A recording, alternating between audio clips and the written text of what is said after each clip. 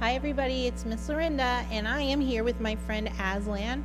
And Aslan is here because I want to tell you the story about Daniel in the lion's den. And in order to tell you that story, I need to pull out the best book in the world. The greatest book in the world is the Bible, and we are in the book of Daniel, and I'm actually in the 6th chapter of Daniel. And I just want to tell you a little bit about Daniel.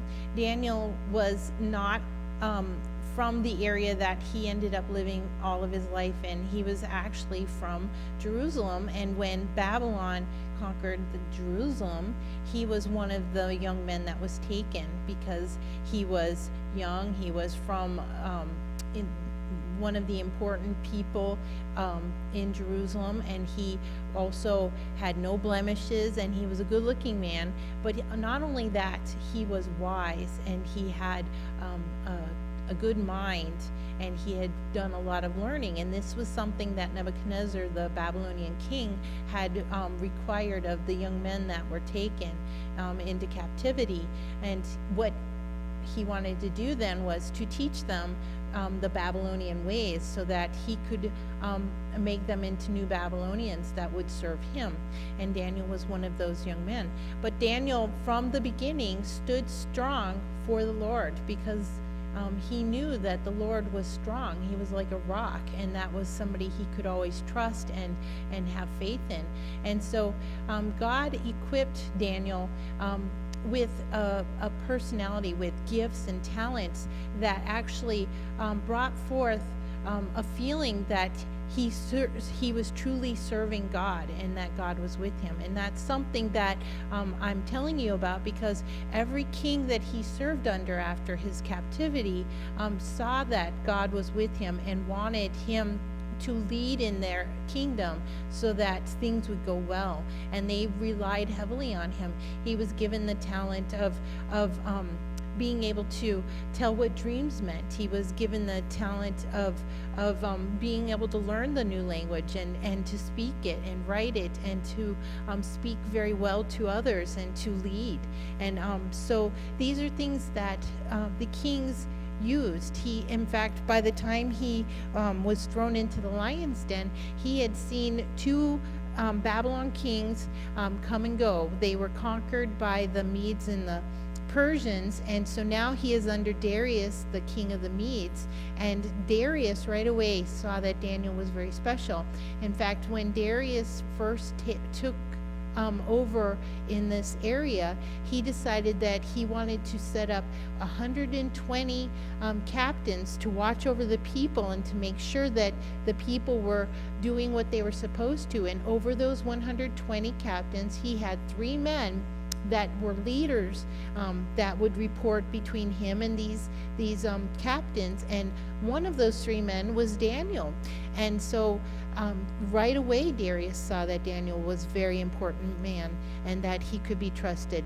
Not only that, but Daniel did so well in this job that Darius was promoting him and actually made him a leader over pretty much all of those leaders and the captains. And it was something that caused a lot of trouble for him with the other leaders, with the other captains. And so these captains and leaders, they got together, and when people get together, sometimes they make stupid plans, and they certainly weren't serving the one true God like Daniel was.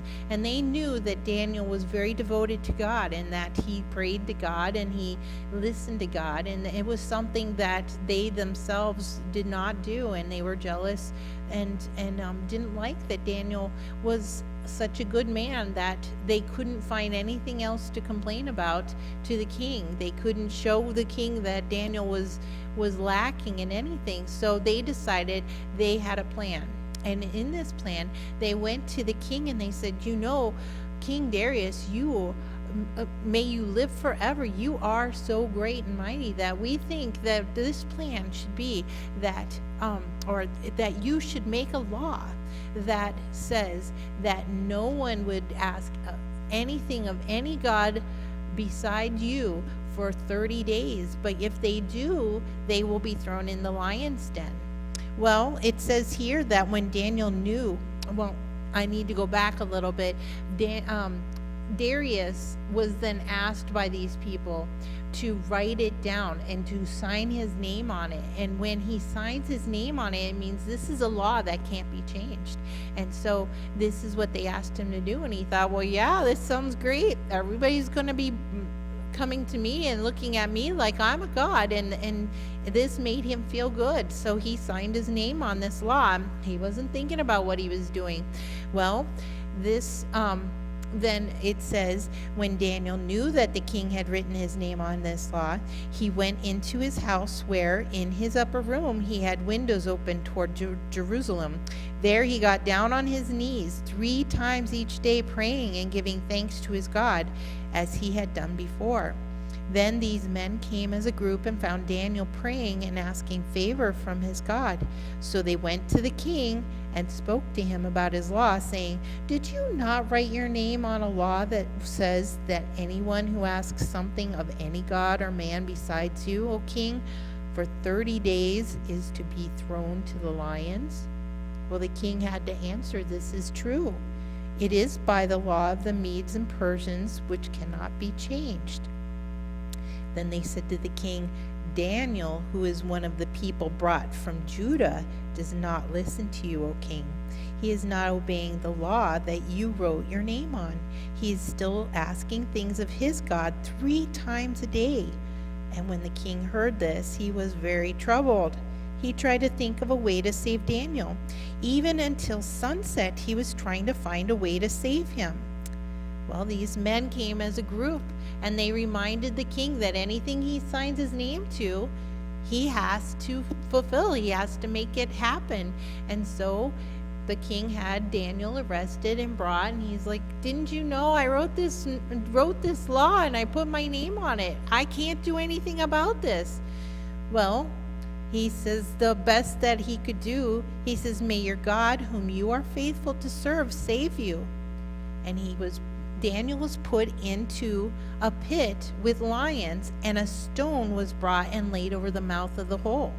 And the king marked it with his own special ring and with the rings of his important men, so that no one could save Daniel. Nobody. And then the king went to his beautiful house and spent the night without food or sleep. And nothing was brought to make him feel better. He was so upset over thinking about Daniel being killed by the lions in this hole that he couldn't enjoy being a king that night. And that whole law was to celebrate him being the king, but now he couldn't even enjoy it because Daniel, his special servant, was down there, and he couldn't stop thinking about him. Well, you know what? He was so upset that the king, at sunrise, the earliest light, he ran to this hole and had them remove the stone. And he said, "Daniel, servant of the living God, has your God, whom you always serve, been able to save you from the lions?" What do you think he heard? Well, what he heard is Daniel say, "King, O king, live forever. My God sent his angel and shut the lions' mouths. They have not hurt me, because he knows that I am not guilty, and because I have done nothing wrong to you, O king." Well, the king was so pleased. He was so pleased that he had them bring Daniel out. And as soon as Daniel was brought out, he took those jealous people and he shoved them in Daniel's place. And you know what was interesting about this is Daniel said that he did nothing wrong against the king, and so the angels came and closed his mouth, right? Well, just like Aslan's mouth is closed, Daniel was safe, and just like I'm safe with Aslan right now, it was just like this. He spent the whole night there, and he was comfortable because the angel of the Lord was there protecting him. When these men were dropped in the hole, they were not that lucky. They were not so lucky. And this actually, God uses the lions even now. I just a couple weeks ago read an article about a pastor and his group that were going to be executed by some men that did not serve God. And these men were in prayer, and all of a sudden lions came out of the woods and actually attacked their attackers and killed them.